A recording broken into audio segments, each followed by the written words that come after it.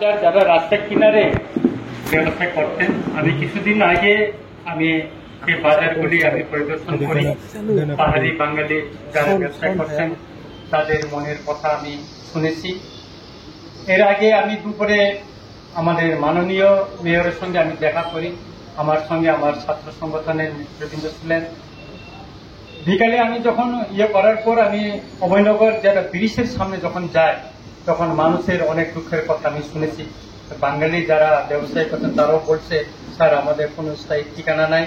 যারা আমাদের ত্রিপুরাসা ব্যবসায়ী করছেন তাদেরও বললো যে আমাদের কোনো একটা অভিযোগ হলো কি, যারা অভয়নগর ব্রিজের পাশে বা আগে যারা রাস্তার কিনারের পাশে যারা ব্যবসায়ী করতেন, বিশেষ করে ত্রিপ্রাসাদের কাছ থেকে তাদের টাকা নেওয়া হয়তো। সর্বশেষ আমি যেদিন গিয়েছিলাম ওই দিন আমি গিয়ে জানতে পারলাম তাদের কাছ থেকে 20 টাকা করে, কোনো কাগজপত্র ছাড়া 20 টাকা করে ট্যাক্স কালেকশন করা হয়তো। বিষয়টা আমি সব ব্যবসায়ীর কাছ থেকে আমি শুনেছি। কিছু কিছু ব্যবসায়ী সে কথাটা খুলে বলেনি, হয়তো ভবিষ্যতে তারা ব্যবসা করতে পারবে কিনা এই কথাটা বললে সেজন্য অনেকে বলেনি। তবে এটা বাস্তব সত্য যে আমাদের মাননীয় মেয়র যে তাদেরকে স্থায়ী একটা ব্যবসায়ী স্থান দেওয়ার জন্য যে উদ্যোগটা নিয়েছেন, এটা একটা মহৎ উদ্যোগ। আমি এটা খুবই প্রশংসা করি। তবে একটা অনুরোধ থাকবো ওনার নিকট এবং মাননীয় মন্ত্রীর নিকট একটা অনুরোধ থাকবো, ও যে অভয়নগরের ব্রিজের পাশে একটা কনস্ট্রাকশন হচ্ছে, যেটা আমি শুনেছি এটা জলের একটা কনস্ট্রাকশন, খুব বড় কনস্ট্রাকশন হচ্ছে।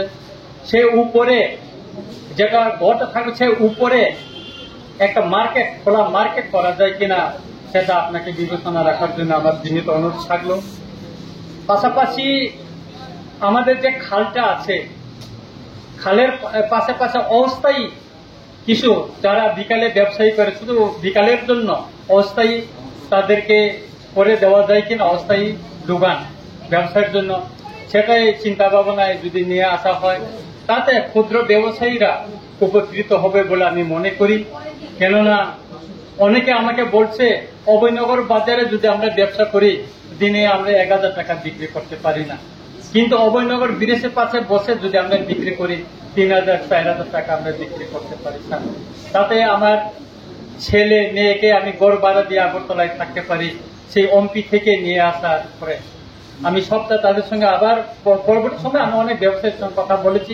আমি তাদেরকে বুঝিয়েছি, দেখো তোমরা যেখানে বসছো এটা অস্থায়ী, যে কোনো সময় গভর্নমেন্ট তোমাদেরকে উঠাই দিতে পারে, কিন্তু তোমাদেরকে পার্মানেন্ট যদি একটা অ্যালটমেন্ট দেওয়া যায় এটা কেউ ছিনে নিতে পারবে না।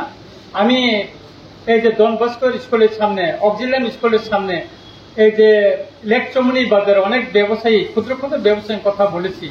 কোন সময় আমি নিজেও বাজারে যাই, তখন তারা বলছে যে আমরা এখানে টাকা দিয়ে এই একটু দোকান করাটাই জায়গা পেয়েছি, এটা স্থায়ী না।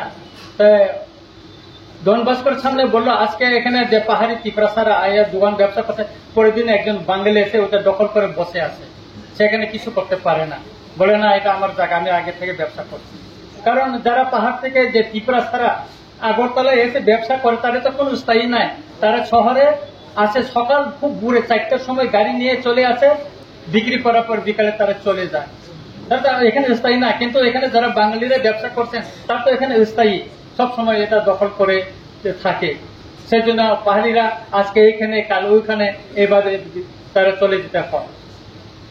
বিষয়টা যদি আমাদের মিউনিসিপ্যালিটি কাউন্সিল থেকে যদি পার্মানেন্টলি অ্যালটমেন্ট মতন একটা কাগজ দিয়ে যদি তাদেরকে দোকানের একটা যত মিটার হোক বা যত ফুট হোক দিয়ে যদি একটা সামান্য একটা কাগজ তাদেরকে পার্মানেন্ট, তাদের যে ওই নামে যে ব্যক্তিরা ওই দোকানটা পেয়েছে সেরকম একটা কিছু যদি দেওয়া যায় লাইসেন্সের মতন, তাহলে এটা সত্যিভাবে তাতে কেউ দখল করতে পারবে না বলে আমি মনে করি। আর অভয়নগর বাজারে যেটা বড় মার্কেট হচ্ছে, আমি শুনেছি আমাদের যে হিরালাল বাবু বলেছেন যে এটা বড় মার্কেট হবে, উনি ঘুরে দেখাবেন।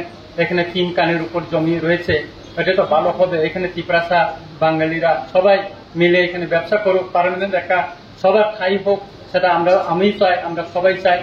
আর পাশাপাশি যে ওই যে আমাদের যে খালটা, অভয়নগরের যে খালটা, ওটা কিনারে অস্থায়ী বিকালের, শুধু বিকালের জন্য একটা অস্থায়ী তাদেরকে ব্যবসা গড়ে তুলে যায় কিনা, সেখানে ত্রিপুরা সহ বসবে, সেখানে বাঙালিও বসবে, তাদের জন্য একটু মানবিক দিক থেকে যদি বিবেচনা করে যদি তাদেরকে দেওয়া যায় কিনা সেটা বিবেচনা রাখার জন্য আমি অনুরোধ করছি। এবং আমি মাননীয় উপজাতি কল্যাণ মন্ত্রী মহোদয়কেও আমি অনুরোধ করব এই ব্যবসা প্রতিষ্ঠান গড়ে তোলার জন্য প্রাইভেট থেকে ডিপার্টমেন্ট থেকেও যাতে এখানে পর্যাপ্ত একটা সহযোগিতা করা হয় এই অভয়নগর বাজারে, সেটাও আমার অনুরোধ থাকলো। এবং যারা ত্রিপ্রাসা এখানে ব্যবসায়ী আছেন আমি খুব বড়কেও একটু বলবো, তিনি যে ত্রিপ্রাসারও ব্যবসা খাইনেরও আঙ্গরঙ্গ সানানি মুসুঙ্গো ধরো ওয়াতি পান্তুই মানজাগৈ যে অভয়নগর ব্রিজ কিনারো খাইমানি আবো পার্মানেন্ট নিয়া তাবো চিনি বরং গোনাং যে মেয়র বসাকা চিনি বরং গোনাং মিনিস্টার সাকা যে পার্মানেন্ট নরনরনো কাইসা অভয়নগর নাই তাবো যে লামা কিনারো যে ব্যবসা খাইনা যত বন্ধ হই নাই লেক চমনি যে কোনো জায়গা তা পার্মানেন্ট নাই যখনতে মনো সবাই অভয়নগর বাজানো সবাই নাইটকের এখানে ওরা গাড়ি পার্কিং ননি ব্যবস্থা ওখানে ওরা অটোমেটিক্যালি যারা পাইনের ওপর ফাইসক পাইনাই সুতরাং অভয়নগর বাজার কোন আরো লাইকা বিজনেস উনি আবিয়া একদিন ওরা ব্যবসা নাই তরি তরি খাই ব্যবসা নাই আবনি বাগিনে তাবো ব্যবস্থা খাইতে তঙ্গ চিনি বরংগনা মেয়র অব স্পষ্ট শাখা এবং ত্রিপ্রাসার নব 10 যে এলটমেন্ট নিজাগো ত্রিপ্রাসার নব এলটমেন্ট নিজাং আইনে বকক বিখা ইগা আবনি বাগিনে जों তিনর ফানসা খাই ককা নরনি দুঃখনি কক আঙ্গো দিন গুরি নাইকা নন কক বখানাকা আঙ্গো তো তিনি স্রাই স্রাই কেন শাখা চিনি বরংগনা মেয়র নব আং শাখা হিংগা গায় আপনি তাই কোনো চিন্তা ভাবনা করে ওয়ানানা নিকক করে আংখা খালাইও নর পার্মানেন্ট কাইসা থাইমান কাকাই চিরকাল নর ব্যবসা খাই থাকমানাই অমত সবসময় অবস্থায় ইন্দর বাতি পান্তে ইমান জায়গায় তংমাংলা অববাই নরনি গোসাপতি নব ছিনাঙ্গ নর পরিণ সুযোগ মানানে না থাকলাইও এইটুকু বলেই আমি সবাইকে আবার অভিনন্দন এবং শুভেচ্ছা জানিয়ে আমার বক্তব্য শেষ করছি।